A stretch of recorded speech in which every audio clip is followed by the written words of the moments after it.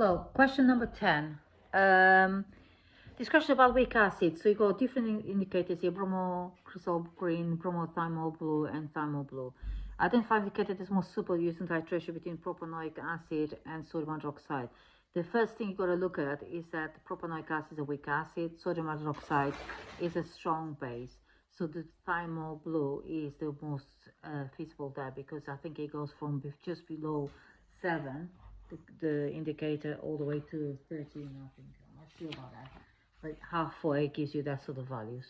Okay, so give the expression acid association. You have to know your indicators curves to be able to do this one. So you have to know it by heart.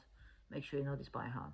Give the expression of acid association constant Ka propanoic acid. So you know it's a weak acid, so you dissociate into H plus and your salt, so you can put your expression like that.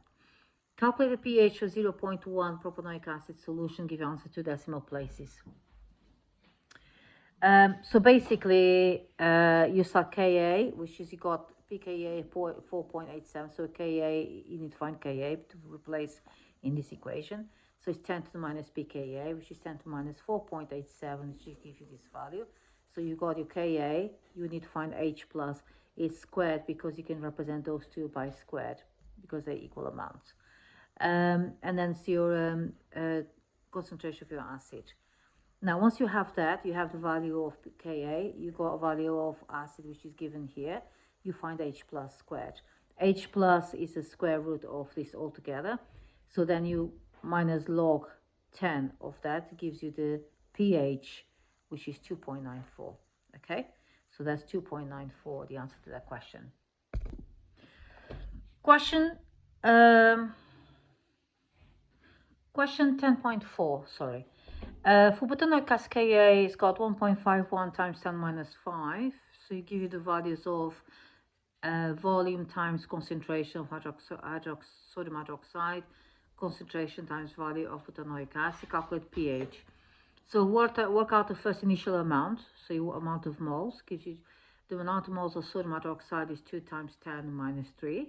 Okay, not 20 there, it's 2. And initial amount of butanoic acid is 2.5 times 10 minus 3. Then the final amount of butanoic acid is 2.5 times 10 minus 3 minus 2, because it's been used up, gives you 5 times 10 minus 4 moles, okay? So next thing you do, you plug in the equation for buffer solutions, which is Ka times acid and salt. So the acid concentration is going to be that value there.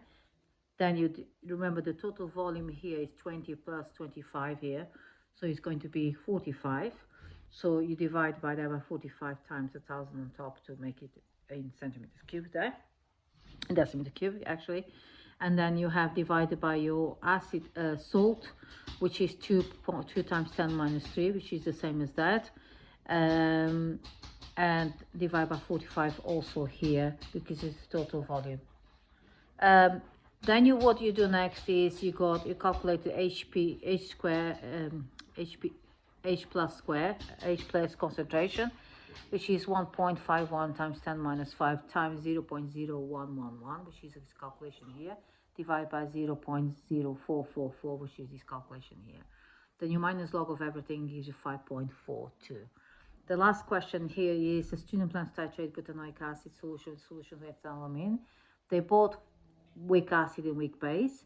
Because it's a weak acid and weak base titration, the pH change is not sharp at the equivalence point, so color change of the indicator difficult to judge.